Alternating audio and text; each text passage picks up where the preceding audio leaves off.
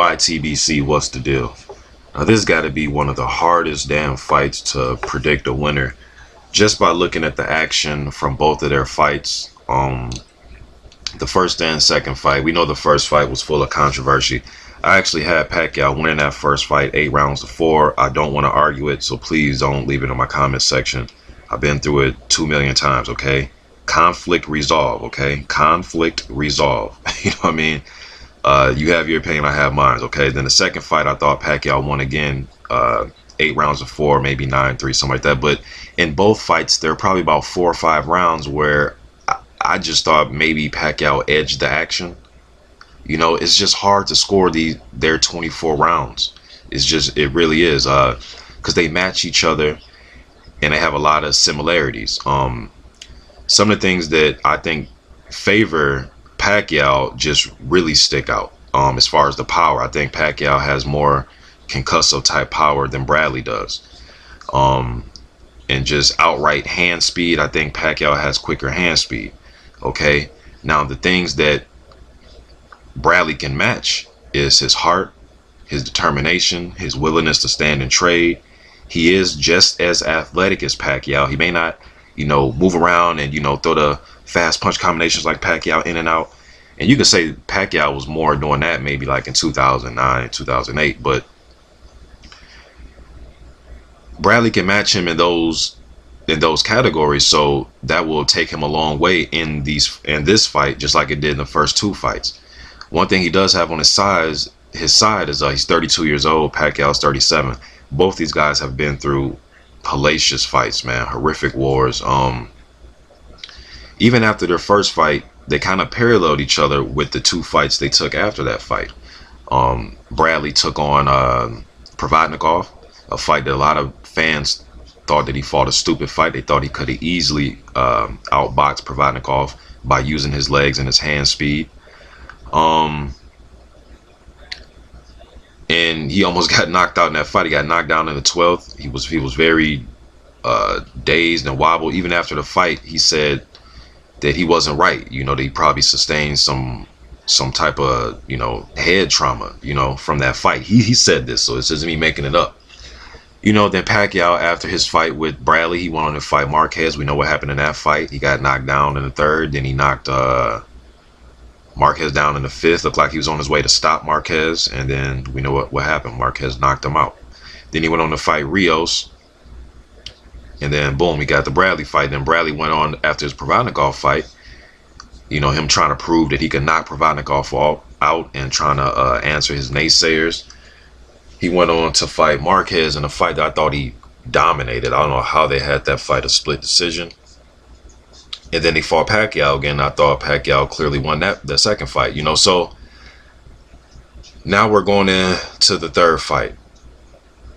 And it's just really hard to predict the winner. I looked at the bet odds, man. They have Pacquiao at a minus 275. So around the 3-1 favor going into this fight. So Pacquiao didn't look that bad against Mayweather. I know a lot of people think Mayweather beat his ass. Mayweather whooped his ass. I didn't see an ass whooping. I thought Mayweather beat him it was close but decisive type of victory, but it wasn't an ass whooping beat down. To me, a beat down ass whooping is let's see here, Gotti, something like that. To me, that's a beat down ass whooping. Corrales, that's a beat down ass whooping. Edging Pacquiao on points, not too much a beat down ass whooping to me. Okay, so that's just my opinion on that. But I still think Pacquiao has a lot left. You know what I mean? Obviously he has a lot left because he got knocked unconscious by Marquez and he came back and he was able to beat Bradley. You know what I mean? So, and Algieri, I guess these Algieri wins probably starting to look a little bit better, being that the way Algieri performed against Khan, although he did not win. But we'll really see because Algieri's getting in there with Spence. But as far as this fight, though, it's just hard to pick a winner. I mean, if I had to choose a winner, I would pick Pacquiao. I just think overall he is just the better fighter in my opinion. But he's been through a lot of damn wars, man. Bradley, you can probably argue at this stage, Bradley may have a better chance. He's never been knocked out before. You know what I mean? Ever. Now Pacquiao has hurt Bradley though. That's the thing. In the second fight, I believe it was with like the seventh round, when Pacquiao had Bradley hurt and Bradley was waving him in like, give me more, give me more. But you can clearly see Bradley was kind of, unsteady on his feet. I mean, that's just what it was. You know what I mean? I just think Pacquiao's power, when he lands on Bradley, it affects Bradley more than Bradley's shots when they land on Pacquiao. I seen that in my eyes. I seen it in both fights. Now, with that said, obviously the first set of judges thought that, okay, that wasn't enough. You know what I mean? So they gave it to Bradley. But Pacquiao has proven in his two fights with Bradley that he can wobble Bradley, that he can hurt Bradley. Now, there was a few times Bradley caught Pacquiao, but I thought Pacquiao hurting Bradley was it was way more clear. You can see it exactly when he was hurting him. So it's just a tough fight to score because they go back and forth. Pacquiao come and throw a 3-4 punch combination, Bradley will answer it. Just the thing is, Bradley doesn't have the power, but he will answer back. He will. The action is even. You know what I mean? It's just hard to predict the fight, but I will have to go with Pacquiao because out of the 24 rounds that I saw, he has won majority of those rounds, in my opinion. Like I said, it just depends. Anywhere from like 15 to 17 of those rounds, I thought he won. And this, after watching the fight again and again, is just a very hard fight to score between these two. It's kind of like when Pacquiao fights Marquez. It's just hard to score those fights, man. It really is, unless there's a knockdown or a knockout or just something to push it in the other guy's favor. But it's just hard action to score. And these are all great fighters. You know what I mean? This is why it's so hard to score these fights, because you have great fighters in there, man, willing to do the same thing that the other fighter is willing to do. You want to stand and trade? Let's stand and trade. You want to use our legs and move around? They're willing to go tick for tat. So it's hard to score fights like this. But I think Bradley, maybe Atlas can get him to use his jab and try to do things different, because trying to just stand there mano a mano, stick your chest out and try to, just trade with Pacquiao, you're playing right into his hands, because now you're playing the numbers game. Now, can you possibly catch Pacquiao? Possibly, but those shots Pacquiao are going to see coming because you're standing and trade him. The shot that Marquez landed was a punch that Pacquiao didn't see coming. He walked right into it. Standing and trading with him in the middle of the ring, that's a different ball game. He can see those. He can bob and weave and roll and duck under. You're going to catch him with some punches, but he can brace himself for those. You know what I mean? But I think Bradley might have to walk him into some traps, maybe use some back foot game. Bradley's going to stand his ground. It doesn't matter who he has in his corner. He's going to stand. He could have Floyd Sr. in his corner. He's going to stand his ground. You know what I mean?